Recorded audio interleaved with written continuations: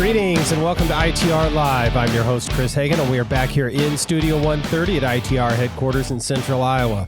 We're back here with the long-lost John Hendrickson and Chris Ingstad and myself, ready to thrill you and amaze you with the latest in Iowa news and politics.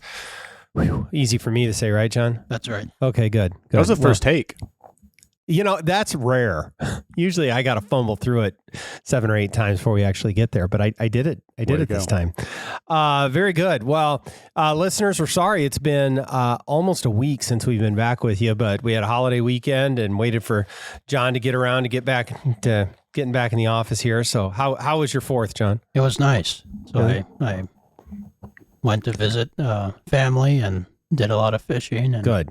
Spent time outdoors. Good. What was the weather like for you? It was hot. Yeah. But what's hot by northern Minnesota State? It was upper 70s, 80s. Yeah. Now, how about the mosquitoes? They were bad. Yeah. It's the worst I've seen. Really? This spring and this summer. Now, is it that the mosquitoes there are bigger, or that there's more of them? There's more of them. Okay. Yeah, because there was so much snow this year, and so I think the water just brought them all out, and then add that to the biting flies that are out now, and so it sounds lovely. makes it hard. So sometimes. how was the fishing? It was poor. That was disappointing. I mean, I was telling Chris this morning, we graphed a lot of fish, and it just weren't biting. And so we tried everything, jigging, trolling, and different colors, and we used leeches and crawlers. And this is kind of your favorite spot or spots that you were at? Yeah, we tried a few different places, and but just wasn't lucky this time. You know, John, I shared with you, my kids, at least my 2 oldest, had a lot of success with some largemouth bass. So I know that's not normally your quarry, but you want to come after those, Calvin will be happy to take you out. Yes, and he catches them on a regular basis. So yes, he does. Yes. Just for the record, Dad came up empty on all the fishing trips this weekend, but the kids did great. I came up empty on fishing trips because I didn't go take one because I don't really fish. But that's fine. No, I'm glad you guys do. We got a couple good spots within blocks of the house. So. That's great. That's great. Go ahead. Oh, I was just going to say, Alfred said to say hello. He's a regular listener. Well, hi, Alfred. And Alfred's a good boy. Yeah. So, well, we're we're glad to have him. I think he was like number 8 or 9 somewhere in there. I think so. He thinks he was one of the first ones, though. Well, I think he probably was. Yeah. I think the first 12 we consider our Founders Club. Yes. So, yeah. Ooh, that's good branding. Yeah. Oh, yeah. That's what I'm here for. I'm the idea guy. Yeah. Sure. Interesting. Well, we might have to run with that one, the Founders Club. Okay. Anything else fun from long holiday weekend? Yeah. I don't know about fun. I spent most of the weekend blowing things up. Not firecrackers blowing things up, but like inflatable activities for the kids. I mean, even the slip and slide has parts that have to get blown up. So it was a whole weekend of Dad inflating something and deflating and dragging stuff out of the garage and dragging stuff back into the garage. The kids loved it. Yeah. The kids loved it. Well, you know what? That's freedom right there. Be thankful for it. That you spent your day dragging inflatables around. Yeah, I was happy to sit down in the chair at the end of the day as the kids then blew their stuff up with fireworks. So yeah, no, I had a wonderful few days. I don't know if there's anything, really remarkable. Watched some fireworks, watched a parade. It was great. We bought a few fireworks to come out to the farm. We're law-abiding citizens, and shot them off there. And, we don't do a real big show because I'm kind of frugal. I don't like spending a whole lot of money on fireworks, but so we had a few of the cakes, that shoot them all off. And couldn't figure out quite how one of them worked. And my 15-year-old and I decided, we had to set it this certain way. Well, we chose poorly and put it in upside down. So our big finale was upside down onto the into the driveway. So, but it was a nice show. It just was, just on the ground. So, but it was good. It was great. We went to the you did Waukee parade, right? Did Waukee. Did you go to a parade? I did not. No. Oh, okay. No. I was at the Urbandale parade, which is one of the bigger ones, I think, in the metro, and it was great. Had former Vice President Mike Pence was there, and but I know the presidentials were in. Many of them were around the state, so I saw that. I think Hutchinson and Burgum were in the West Des Moines parade. But it's great. I kind of like. Look, I walked in a ton of parades over the years myself, but watching them is great too. But you get from politics and parade, it's still everybody's happy. And there's not as much of just the raw partisanship. So I kind of enjoy it. I say hi to the Democrats I know walking in the parade and the Republicans, and everybody's happy and everybody's friends. They probably don't like me, but that's fine. Yeah. Anyway, but it was a good time. I had a great weekend. And no huge stories, but just a wonderful time. Really enjoyed my weekend. So, okay. A little bit of Iowa politics news. We are going to have a special session for the legislature, gentlemen, coming up next Tuesday, the 11th. I was in the legislature for 12 years. We did not have a single special session, and now we've had 2 in 3 years. So I don't know, whatever. I guess maybe when I was there, we could take care of our business on time, but I'm not sure that's exactly why these recent special sessions have been called. I think you're right. Yeah. So no, we special session dealing with the issue of life and abortion following the Iowa Supreme Court's ruling on the injunction on the fetal heartbeat bill from several years ago. And so it looks like the legislature will come in one day, in and out. That will be the only bill that they address. There's always some suggestion that maybe they'll slide some other issues in. I know when we had the special session for redistricting, which would have been 2 years ago, there was always this suggestion that we would do some other things. It will be a single subject, single bill, in and out. The suggestion on the redistricting that they might try to slide in was the thing they're going to go do now. Right. Well, yeah, yes. Right. So. Right. No, it'll be very straightforward. I'm sure that of all the criticisms that the minority will levy is that it's being rushed through and too quick. But you know what? This issue's been around for at least 5 years. Everybody knows what's coming. It's on the up and up. It's out in front. And so I suspect that the legislature will come in, deal with it quickly, and be done. So that's kind of what's going on in Iowa politics, I think, right now, in addition to the caucuses and whatnot. So in pre-production, we did have one article that we all, I think, took note of and wanted to talk about, which was it appeared in Governing Magazine, which is I think is it NCSL's magazine or CSG's or is it? I can't remember off the top of my head who actually does Governing, but it had to do with Governor Reynolds and her power, and then the Axios Des Moines picked it up and almost used it as a negative. But here's the headline from Governing, which is Queen of Iowa: How One Governor Came to Dominate Her State. And then the lead in here, Kim Reynolds was relatively unknown when she served as lieutenant governor, and even after becoming governor, she's since emerged as a powerhouse. And then goes on to talk about her record and how she has grown in strength over, I guess, the years since she's become governor. So, John, you were the one that wanted to talk about this today initially, although I did too. But since I want you to pick up the ball and run with it right now, I'm going to put it on you. But tell us about this article.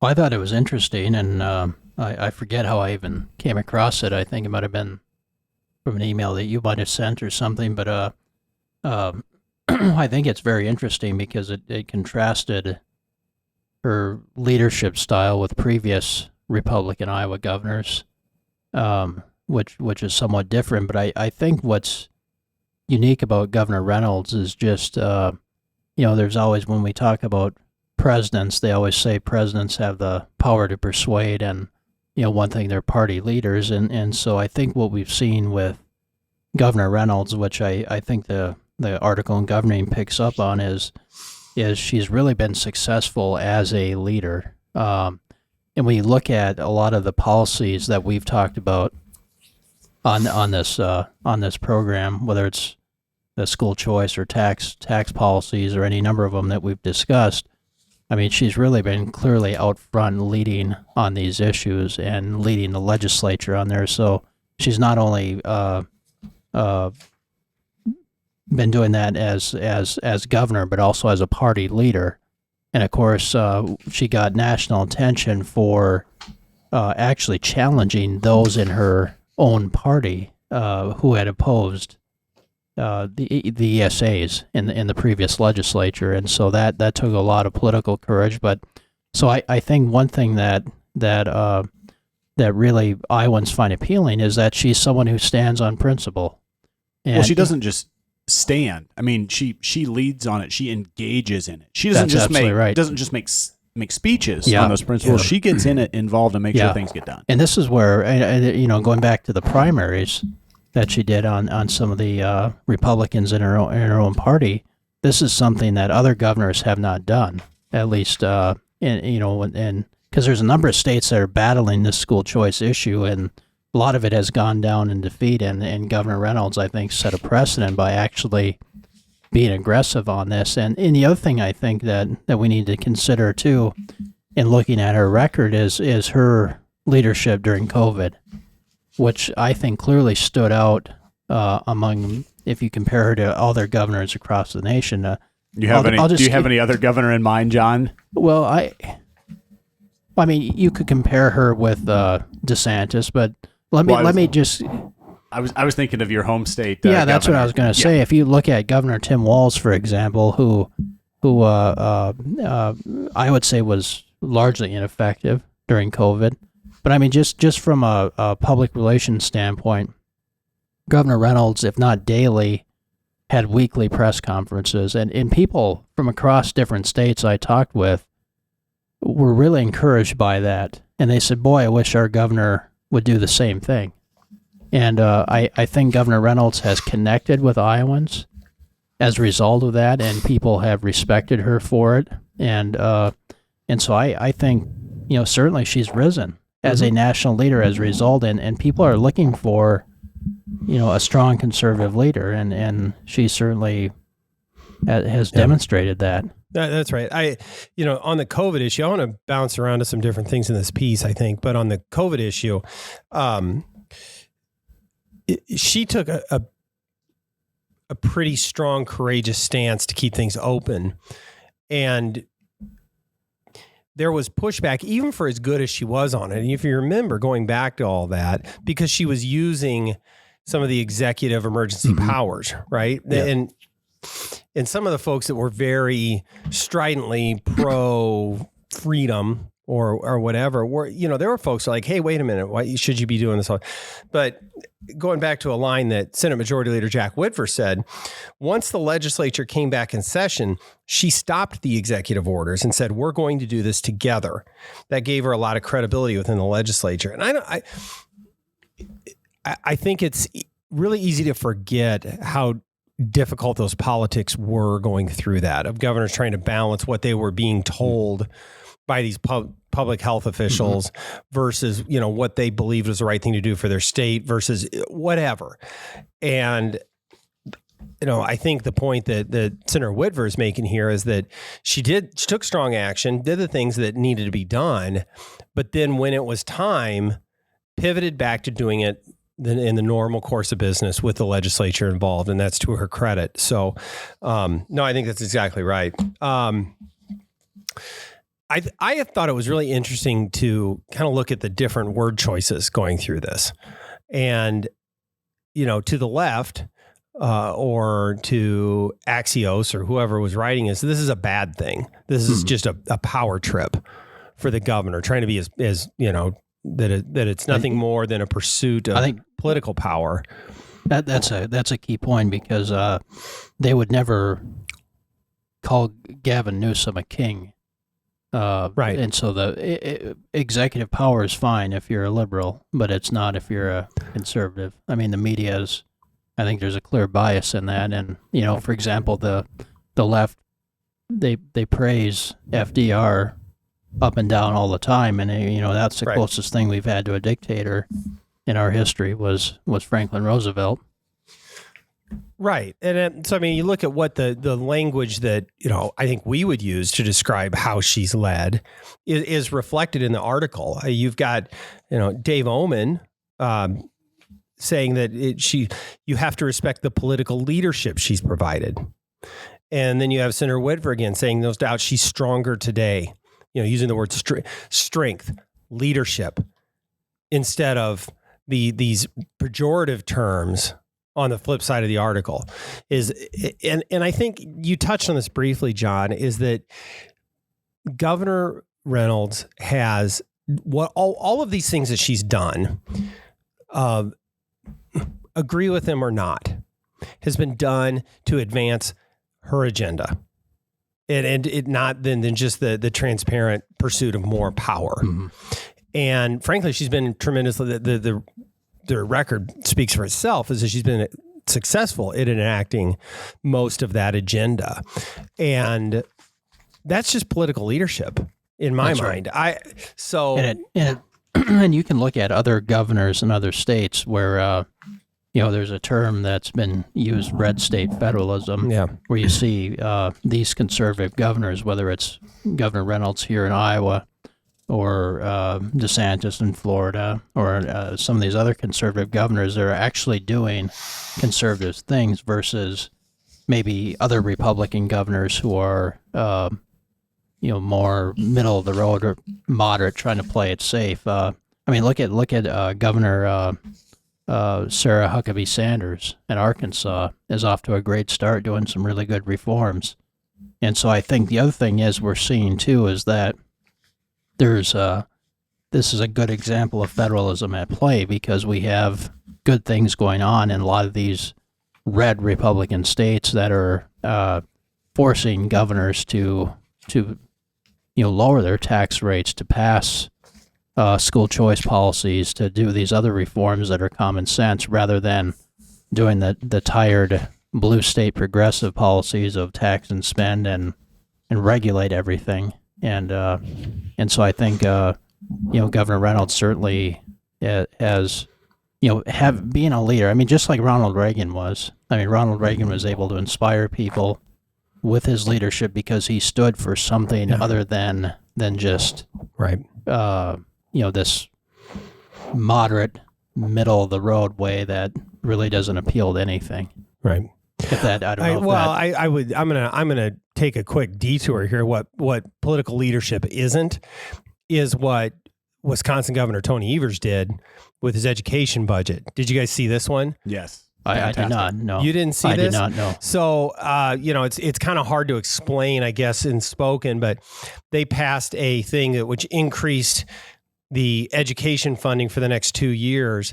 And they have this expansive line item veto power in Wisconsin. So he actually struck out the individual words and letters so that inside of 2024 or 2025, so it actually read 22 or 2445. So instead of a 2-year increase in education funding, it would be a 400-year increase in education funding. Wow. Because he rearranged the letters in the bill. He got creative with what he struck out, sort of character by character, so that it now reads for 400. Talk about executive power. Well, and look, I'm sure the tax eaters in Wisconsin are cheering at that. I think that's great because inflation will.